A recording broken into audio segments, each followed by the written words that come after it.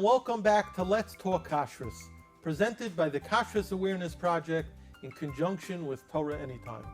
Today we are privileged to be joined by Rabbi Nochum Rabinowitz, Senior Rabbinic Coordinator with the OU and the Rav of the Monastricha Beis Medrash in Flatbush. Thank you, Rabbi Rabinowitz. Thank you so much for having me. Important question with regard to wine is regarding wine being mevushal. One of the things we find sometimes, especially on Israeli wines, you'll find mevushal al yedei pistor, where a wine is mevushal by pasteurization. Now, first of all, talk for a moment about why wine should be mevushal and how that obviates concerns of stam yenom. And then get into, if you don't mind, talk about the pasteurization process and if that qualifies as something being mevushal. Sure. Okay. These are all excellent questions and questions that have been debated, especially in recent memory in the last decades. Wine which is mevushal has been excluded from the prohibition of stam yain. And obviously, if it was yain nesach, if it was worshipped as a avodah zarah, then it would be forbidden irrespective. But yain, which is mevushal, Chazal never made such a prohibition. Why? So there are really two reasons. And one reason is that yain mevushal, cooked wine, was not considered common. It was very, not a common practice at all to make such a wine. So Chazal established this prohibition for a standard product. They never established it for something which is out of the ordinary. They never established it for yain mevushal. Another reason is that yain mevushal, wine which is cooked, was considered inferior. It was considered degraded to some extent.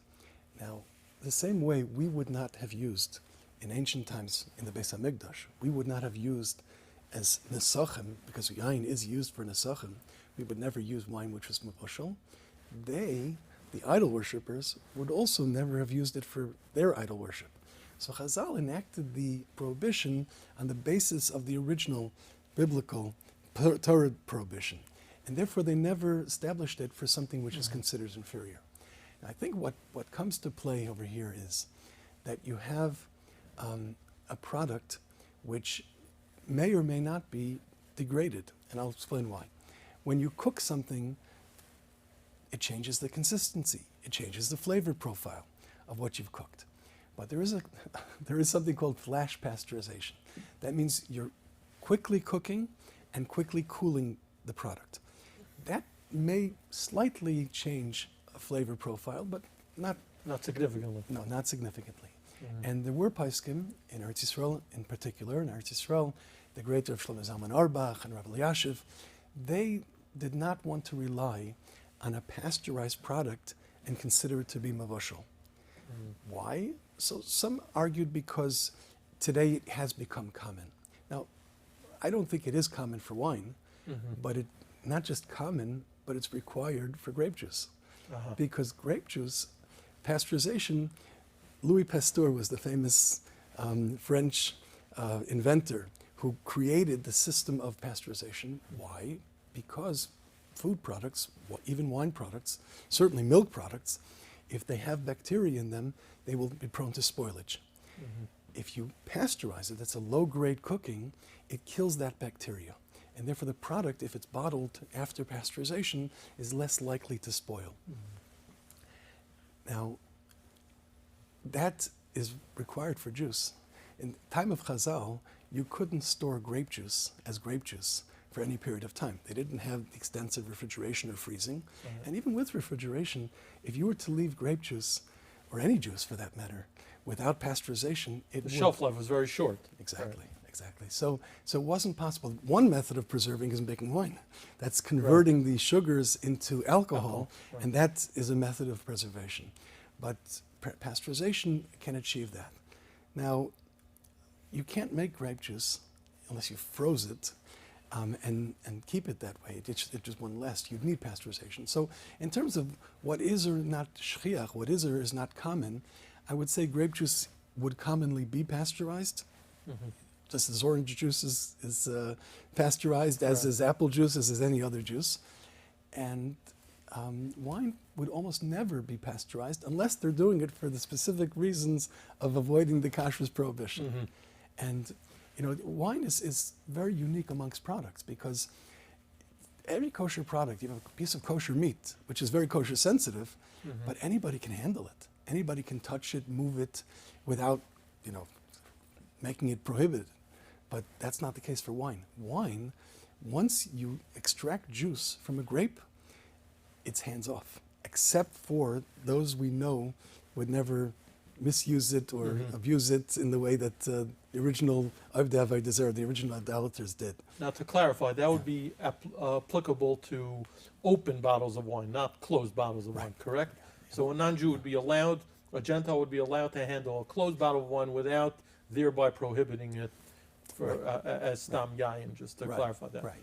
And for the same reason, as we mentioned, mevushal, once something is cooked, that's not to say mevushal doesn't take a non-kosher wine and make it kosher, but the maga akum, the handling by a non-Jew, would not then prohibit it.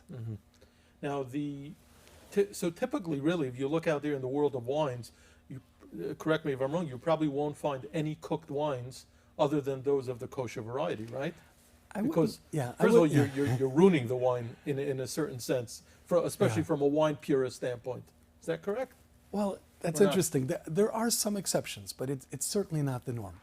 The vast majority of wines are not cooked at all. There are some winemakers that do. They believe in it. And they do it for pasteurization reasons or for other reasons? They do it. They do it to preserve the wine. Sometimes some have argued that it may even enhance the wine, not degrade it. I think with flash pasteurization, the reality is that if there is any difference in flavor, it's very minor and very hard to detect. Some of the major differences actually don't relate to the flavor of the wine as it is now, but sometimes the way it would age in the future. Some wines are advised that you not drink it now, right but away, that you let preserve it sit for sometimes for years even. And they say that it ages differently once you pasteurize it. Now, if I see a kosher bottle of wine and it says the word mevushal on it, can I assume that it was cooked adequately? Obviously, I'm assuming it has a reliable hashgacha, but how do I know if it was really cooked or if it was pasteurized, or is there no way to know just by looking at a bottle? I would say under most circumstances, what says mevushal on it has been pasteurized. To what temperature? Some will identify the temperature on the label. I can tell that the OU requires, as Rav Moshe Feinstein wrote in his tshuva, it has to be a high level of yatzoledes, which is a minimum of 175 degrees Fahrenheit. Others require even a higher temperature than that. Some are requiring even boiling temperatures, 212 degrees.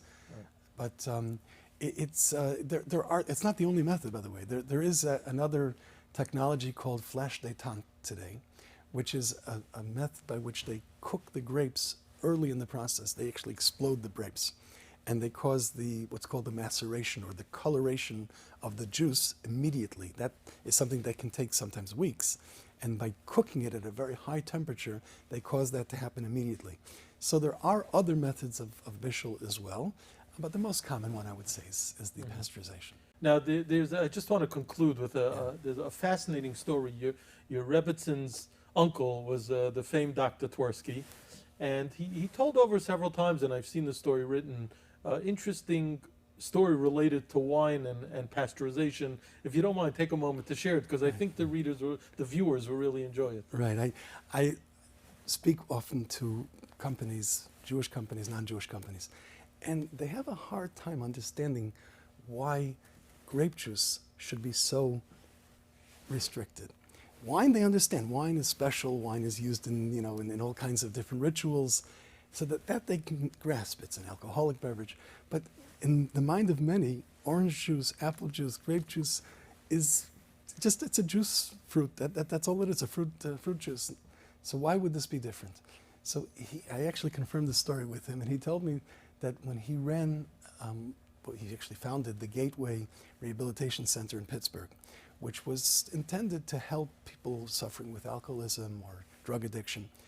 And he had at one point, he had a Catholic priest who was an alcoholic.